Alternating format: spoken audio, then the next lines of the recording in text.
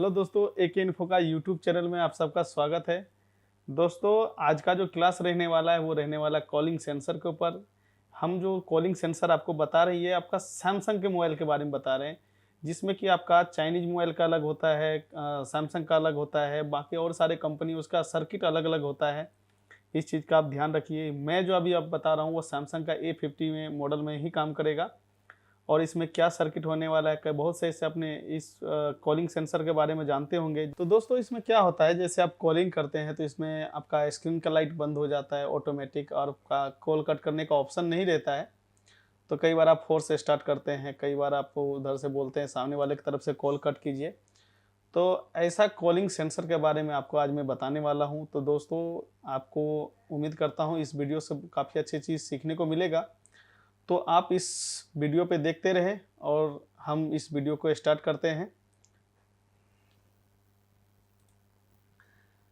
दोस्तों, देख सकते हैं आप, ये जो एरिया देख रहे हैं ये हम इसको कॉलिंग सेंसर बोलते हैं। तो मोस्टली क्या होता है, इसमें जब खराब होता है तो कस्टमर ये सीधा क्या करता है, इसको चेंज कर देता है, इस पर या टेप लगा देता है या फिर इसमें रबड़ खो जाता है तो दिक्कत आता है। तो इसकी जो एरिया होता है ये एक्चुअली हम ऐसे नहीं पता कर सकते कि इसका एरिया क्या, लेफ्ट कितना राइट लेता है इसका सेंसर। तो ये जो है कंपनी के ऊपर, कंपनी ही इसका मैन्युफैक्चर करता है, उसको पता होता है कितना एरिया होता है। हालांकि ये मार्केट में अवेलेबल है, यदि आप इसका ख़राब रहता है तो आप इसको चेंज कर सकते हैं, ऐसा नहीं कि आपको बाईपास ही करना है। लेकिन यदि इसका सर्किट प्रॉब्लम हो जाए, सर्किट ख़राब हो जाए, तो आप उसको किस तरीके से रिपेयर करेंगे, तो मैं इस वीडियो के माध्यम से यही मैं आपको बताने जा रहा हूँ। तो हम सबसे पहले देखेंगे, इसका मैंने सर्किट ड्रॉ करके रखा हुआ है, वो सर्किट देखते हैं। देखिए, ये मैंने सर्किट इसका ड्राइंग किया हुआ है। तो इस सर्किट में हम देखते हैं कि कैसे इसका काम करता है। सबसे पहले इसमें देखेंगे कि इसमें 8 पिन इसके अंदर दिया गया है, यानी कि 8 इसका सप्लाई पिन होगा, जिसमें से एक तो ग्राउंड होगा, बाकी का 2 एनसी पिन होगा। उसके बाद 1 नंबर पिन इसमें वीडीडी के नाम से है। तो इसमें एक देख सकते हैं 0 ओम का रजिस्टर लगा हुआ है, एक इसमें कैपेसिटर लगा है पैरेलल सीरीज में, और ये पैरेलल डायरेक्शन में लगा हुआ है, और रजिस्टर आपका सीरीज में है। तो यहाँ पे 1.8 वोल्टेज आएगा इस पे। तो इसके लिए एक एलडीओ को लगाया गया है 1.8 का। एलडीओ में जाहिर सी बात है, आपको मैं बता दूं, एलडीओ में एक पिन इसके ग्राउंड होता है, एक इसका इनपुट होता है, जिसको हम वोल्टेज इनपुट बोल सकते हैं। इसमें आपका प्राइमरी वोल्टेज इनपुट होता है जो बैटरी से होता है, जिसको हम बीवेड या बीपीएच बोलते हैं। तो ये वोल्टेज इसमें इनपुट होता है। इसके साथ इसके अंदर एक एनेबल सिग्नल आएगा जो कि सीपीयू से आता है। वो 1.8 वोल्टेज होता है, उस एनेबल सिग्नल का 1 वोल्ट से 1.8 का बीच होता है। तो ये सिग्नल आएगा इसके अंदर। जब ये सेंसर इस हम डायरेक्शन में काम करेंगे, यानी कि जब भी ये सर्किट यूज होगा तो यहाँ से एनेबल होगा, तभी जा करके यहाँ 1 नंबर पिन पे 1.8 वोल्टेज आएगा। उसके बाद नंबर 2 की बात करते हैं। तो इसमें सीरियल क्लॉक, सीरियल डाटा। दोस्तों, क्लॉक क्या होता है, डाटा क्या होता है, ये बात ध्यान रख लीजिए। क्लॉक जो है ये आपको आईसी की तरफ से एक पल्स दिया जाता है इस सेंसर को, और इस सेंसर का उस वक्त क्या हलचल होता है उसको हम बोलते हैं डाटा। तो जब इस सेंसर पे क्लॉक आएगा सीपीयू की तरफ से, और इस पे डाटा, अभी एक सेंसर को क्या दिख रहा है, जैसे सेंसर आप देखते हैं मोस्टली सेंसर को रात या दिन ही पता चलता है, उसके अलावा कुछ पता नहीं चलता है। जैसे कि वो कलर वगैरह नहीं जानता है, इसका मोबाइल का सेंसर जो होता है, ये रात है या दिन है बस इतना ही जानता है। इस वजह से आप बाईपास करते हो तो ब्लैक टेप लगा देते हो, इसके ऊपर ग्लू रख देते हो, तो ऐसा आपको बाईपास कर लेते हैं। लेकिन सेंसर जो होता है इसको रात या दिन यही दिखाई देता है। जैसे कि आप इसमें, जैसे कि धूप में गए तो आपका ब्राइटनेस ज़्यादा कर दिया, आप छाँव में गए ब्राइटनेस कम कर दिया, इस तरीके का ये सिर्फ सेंसर काम करता है। यदि आप इसको बाईपास करेंगे तो ये प्रॉब्लम आपका सॉल्यूशन नहीं मिलेगा, एक तरीके से जुगाड़ हो गया। यदि आपको सर्किट का नॉलेज होगा तो आप इसको अच्छे तरीके से इसको बाईपास ना करके इसको रिपेयरिंग कर सकते हैं।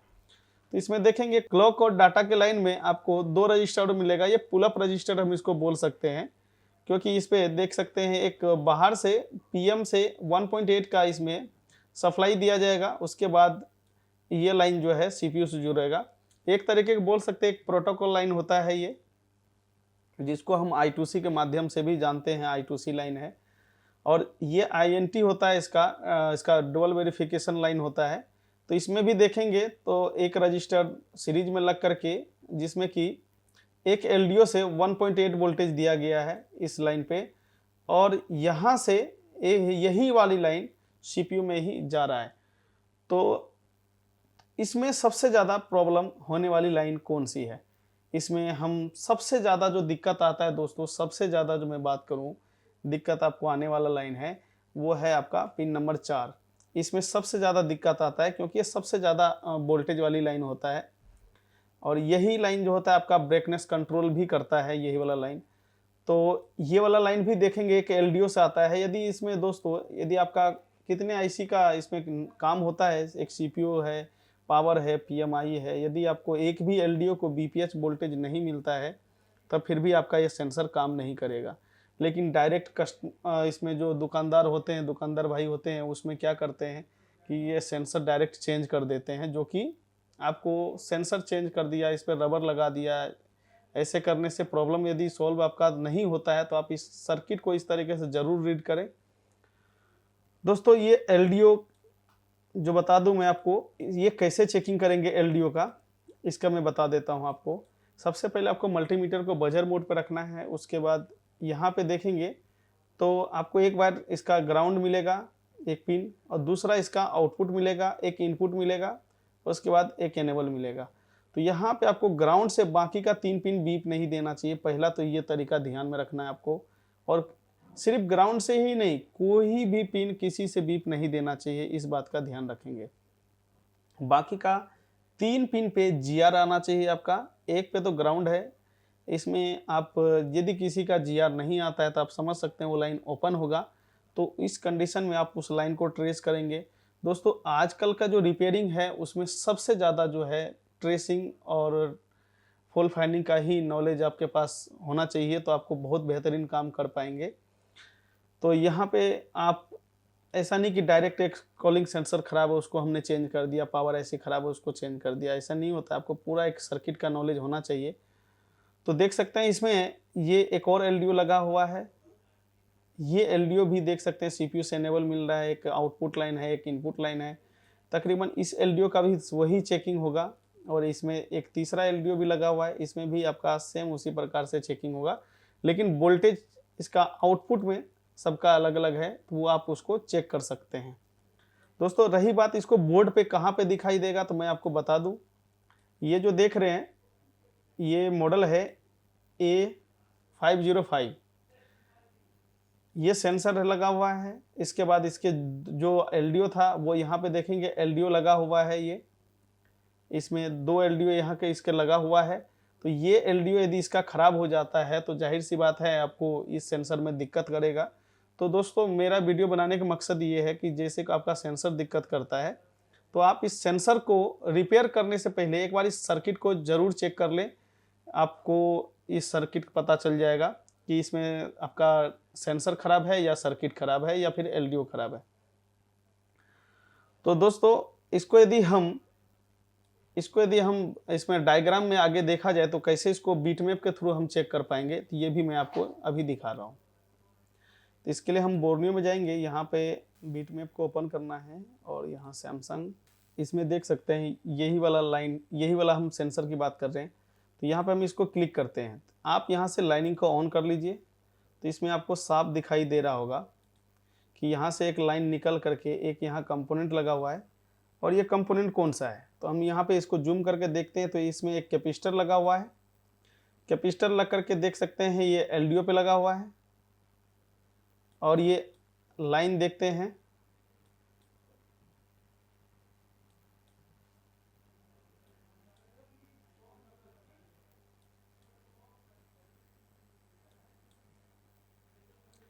एक कैपेसिटर इसका यहाँ पे लगा हुआ है। तो दोस्तों यदि इस दोनों में से कोई भी कैपेसिटर शॉर्ट हो जाता है, ध्यान रखिएगा, यदि इस दोनों में से कोई भी कैपेसिटर शॉर्ट हो जाता है तो जाहिर सी बात है आपको यह सेंसर दिक्कत करेगा। लेकिन उस वक्त में यदि आप इसको बाईपास करते हैं या फिर इसको रिमूव करते हैं तो आपको शायद सलूशन नहीं मिलेगा। तो आप इस तरीके से उसको चेकिंग करके काम कर सकते हैं, तो आपको बेनिफिट मिलेगा। उसके बाद हम इस लाइन की बात करें। अब देखिए एलडीओ में यहाँ से जो हमने क्लिक किया, ये इतना सारे सेक्शन हमको बता रहा है। तो ऐसा नहीं कि हमारा इतने सारे सेक्शन वो होगा तुमको परेशानी होगा।